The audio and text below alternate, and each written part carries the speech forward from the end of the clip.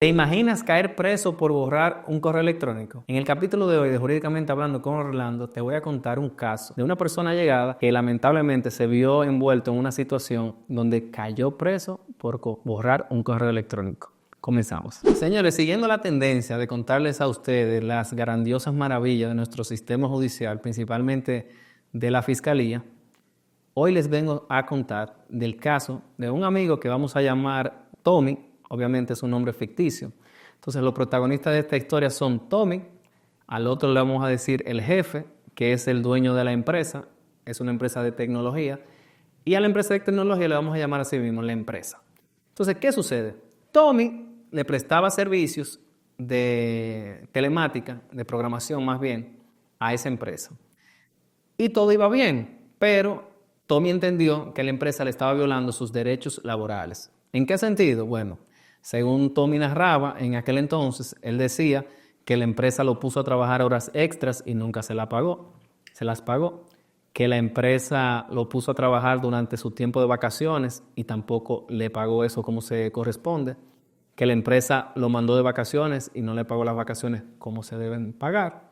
Entre otros tipos de situaciones que él entendió que daban lugar a lo que es una dimisión. Recuerden que una dimisión, como ustedes han visto en este canal y se lo he explicado siempre, como si ustedes fueran niños pequeñitos, es cuando un empleado entiende que le están violando sus derechos, entonces pone término al contrato de trabajo a través de esa figura, la dimisión, persiguiendo no perder sus prestaciones laborales, porque cuando usted ejerce el desahucio, es decir, que popularmente renuncia sin razón, a usted no le toca no le tocan prestaciones laborales, solo derechos adquiridos, es decir, no le toca ni cesantía ni preaviso.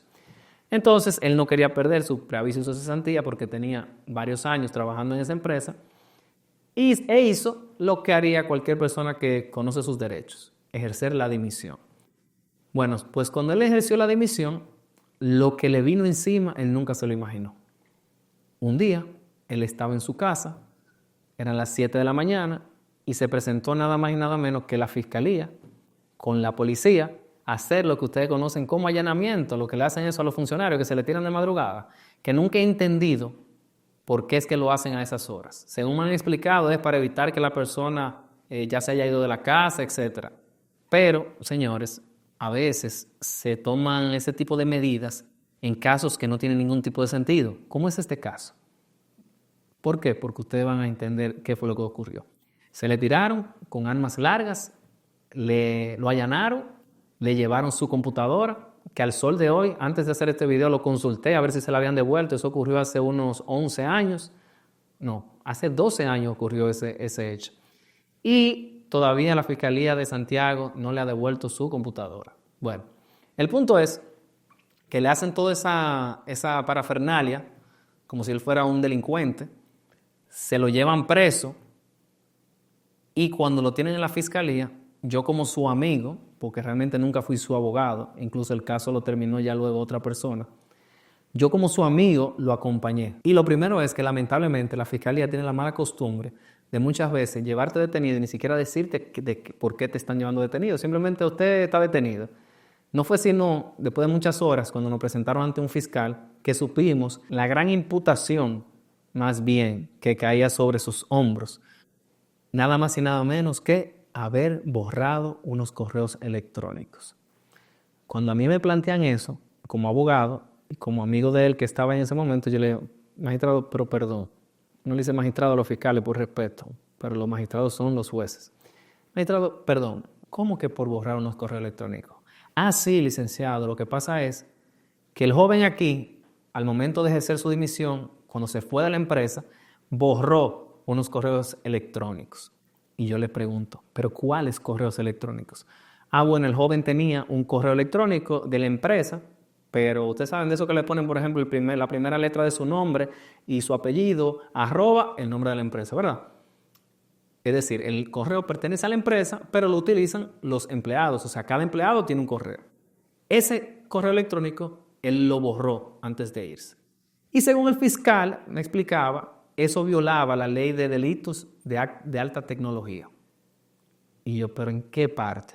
Ah, porque la ley dice que si usted como empleado o como ex empleado de una empresa borra datos en sistemas informáticos, etcétera, de esa empresa, usted es sensible de ser condenado a prisión. Pero por el amor de Jesucristo. Pero el mismo artículo que dice eso, dice que es con fines, si usted hace eso con fines fraudulentos. ¿Cuáles fueron los fines fraudulentos? No, y ahí no nos supieron explicar. A ese joven se lo llevaron para lo que ya yo le he explicado varias veces a ustedes, lo que es la carcelita, que es lo peor que a un ser humano le puede pasar. Es la cárcel donde llevan el Palacio de Justicia a las personas que están esperando que se le conozcan medidas de coerción. Recuerden que medidas de coerción es cuando a usted le piden que se le imponga ya sea presentación periódica, que impedimento de salida, prisión preventiva. Es básicamente para evitar que usted se sustraiga del proceso, como hemos dicho anteriormente. Eso es, si usted puede ser eventualmente procesado penalmente, pues a usted se le pide esa medida de coerción en su contra para que usted no se vaya a desaparecer, no vaya a obviar el conocimiento de ese proceso. Pero señores, ¿ustedes creen que es posible que por usted borrar unos correos electrónicos, qué peligro de fuga tenía ese muchacho? O sea, ¿cuál fue el gran delito que él cometió? Que la ley dice que él no podía borrar cosas, borrar datos. Vamos a analizar. ¿Qué fue lo que ocurrió realmente? Lo que ocurrió fue lo siguiente. El joven, al momento de ejercer su dimisión, sabía que la empresa tenía la mala costumbre. Usted sabe que en Gmail, las personas, aparte de poder mandarse correo, hay un chat también. Y usted puede hablar por ahí. Entonces, por experiencias anteriores, él sabía que la empresa tenía la mala costumbre de entrar a los chats. Luego de que desvinculaban a una persona, se entraban a su correo, chequeaban los chats y si veían, por ejemplo, chat criticando a la empresa o hablando mal de la empresa o quejándose de lo que sea entre compañeros, luego entonces tomaban eso y accionaban contra esos empleados. Él simplemente no quería darles gusto de que ellos revisaran eso. Según él me dijo en ese momento, él nunca había hablado nada de eso, él no tenía nada que ocultar. Pero la realidad es que no quería darles el gusto porque no se sentía cómodo con la situación. Pues él borró todos sus correos. ¿Qué alegó el dueño de la empresa? Que como ese joven tenía contacto con los clientes, porque al ser una empresa de tecnología, ustedes saben que normalmente le dan servicios a terceros. O sea, él trabajaba para esa empresa, pero esa empresa le daba servicios a terceros. Bueno, pues él tenía contacto con los clientes. Según el dueño de la empresa había sufrido un grave perjuicio porque él borró todos esos correos con toda la información que ahí estaba. Pero adivinen qué. El día de la audiencia de medida de coerción, que fue unos 2 o 3 días después de que ese joven cayó preso, el dueño de la empresa se presentó allá con una lista de todos los correos borrados, porque la empresa, ser dueña de ese correo, le solicitó a Gmail que le repusiera todos los correos. Entonces, ¿dónde está el grave perjuicio? La idea no era esa. La idea era amedrentar a ese joven por la vía penal para que retirara su demanda laboral. Algo que, aunque no es ilícito, porque si usted comete un delito penal, la empresa tiene todo el derecho de accionar penalmente contra usted. Pero cuando usted lo hace por el mero hecho de ejercer presión para que una demanda que posiblemente tenga todos los méritos posibles, una demanda laboral, usted la tenga que retirar, pues entonces éticamente yo entiendo que no es lo correcto. Entonces, él presentó esos correos electrónicos en la audiencia y en la audiencia que yo sí estuve presente y ejercí como su abogado, aunque posteriormente entregué el caso, como les dije, porque no era su abogado. Y como ya ustedes saben, yo el derecho penal y yo ya estamos un poco divorciados. Todavía en ese tiempo no tanto, pero ya íbamos en camino a divorciarnos. Principalmente por cosas como esta. Por el trato que le dieron a este joven. O sea, un joven profesional con una familia, se lo llevaron preso en un allanamiento como el más vil delincuente, lo metieron en el Palacio de Justicia, en la carcelita, y ahí duró él una semana. Y para los que no han visto los otros capítulos donde yo hablo de la carcelita, sepa usted que en la carcelita usted no tiene cubiertos, usted tiene que compartir lo que haya. Sabrá Dios la enfermedad de la hepatitis y otro tipo de enfermedades que se transmite por la saliva y por cualquier vía. Sepa usted que en la carcelita usted duerme con los ratones. Los ratones no le tienen miedo a los humanos porque son parte de una misma comunidad, uno arriba de otro. En la carcelita usted está expuesto a que lo golpeen, a que abusen sexualmente de usted y nadie, absolutamente nadie lo defiende. Supuestamente, esa carcelita se le dio a una empresa privada porque las condiciones iban a mejorar hace unos años y nada ha mejorado, al contrario. Usted pasa siquiera cerca de donde queda eso y el mal olor le da ganas de vomitar. Entonces, a ese joven, sin necesidad, por un delito que supuestamente lleva una prisión de 1 año si usted no es empleado o no ha sido empleado, y un máximo de 3 años si en algún momento usted fue empleado, a ese joven se lo llevaron de su casa y lo metieron ahí 1 semana y le pidieron medida de coerción.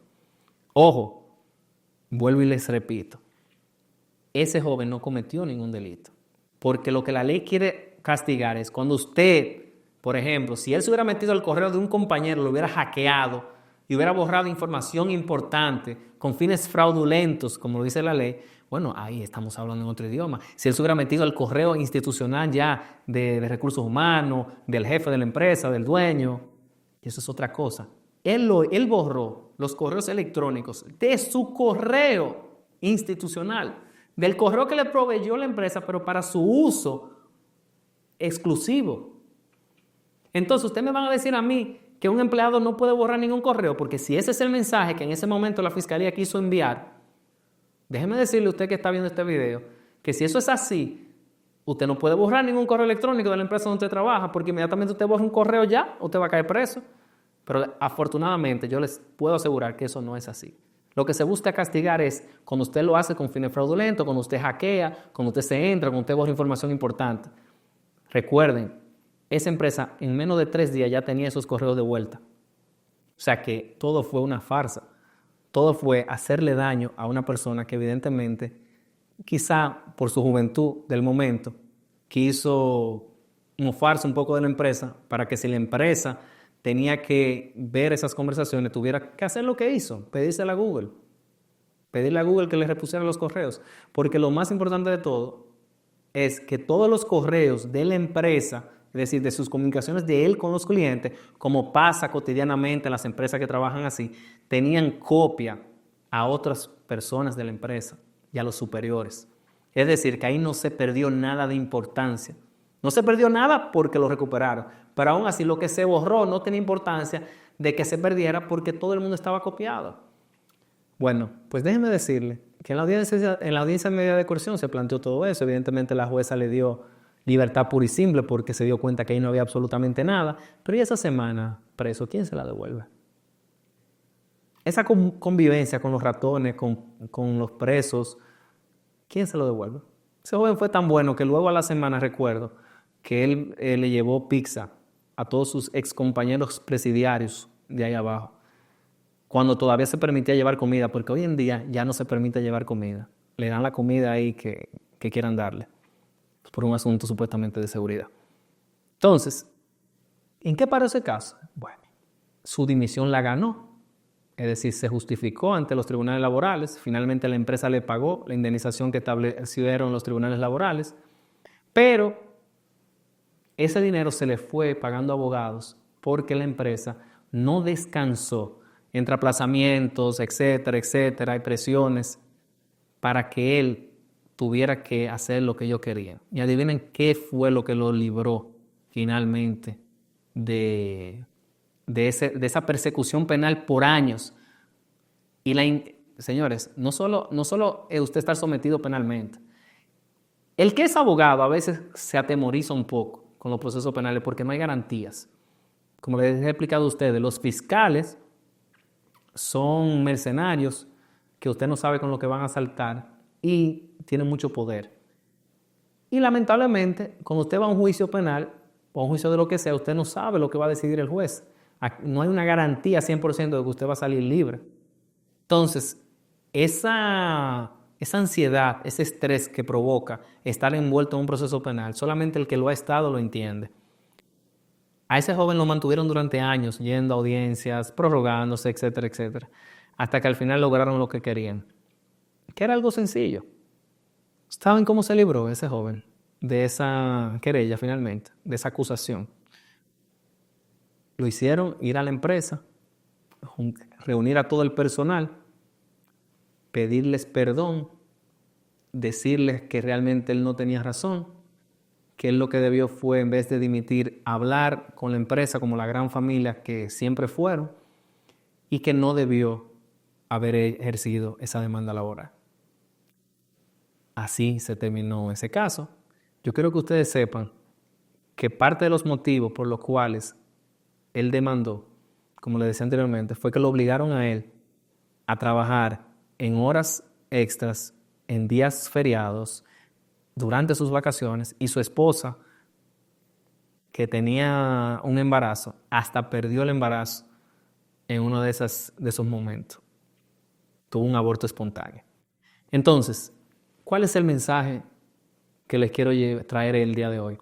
Que como les he explicado, aquí, lamentablemente, hay fiscales, porque siempre digo, no me malinterprete, en la fiscalía, en la judicatura, hay muchas personas de honor y muchas personas que hacen bien su trabajo. Y de verdad que para ser fiscal hay que tener mucha vocación, porque yo entiendo que lo que le pagan no cubre el sacrificio que ellos tienen que hacer, la cantidad de expedientes que ellos tienen que ver, la cantidad de respuestas a los ciudadanos que ellos tienen que dar, las reuniones que tienen que celebrar. Yo eso lo entiendo. Ahora, si a usted no le conviene, usted no puede estar atropellando al usuario, a la víctima y también a los imputados. Si usted no puede, si usted entiende que usted está mal pago, pues usted lo que tiene que hacer es renunciar a eso y dejarle eso a otra persona. Es mi opinión. Es mi opinión. Pero ¿qué pasó en este caso? Una persona, una empresa con poder, con dinero, no estoy diciendo que tuvo que haber pagado, porque de eso no tengo prueba, pero sí era una empresa con influencias, un fiscal que decidió acatar lo que le dijo esa empresa. Yo les apuesto que si van ustedes sin ningún tipo de influencia a plantear un caso como este, ¿ustedes saben lo que le van a decir?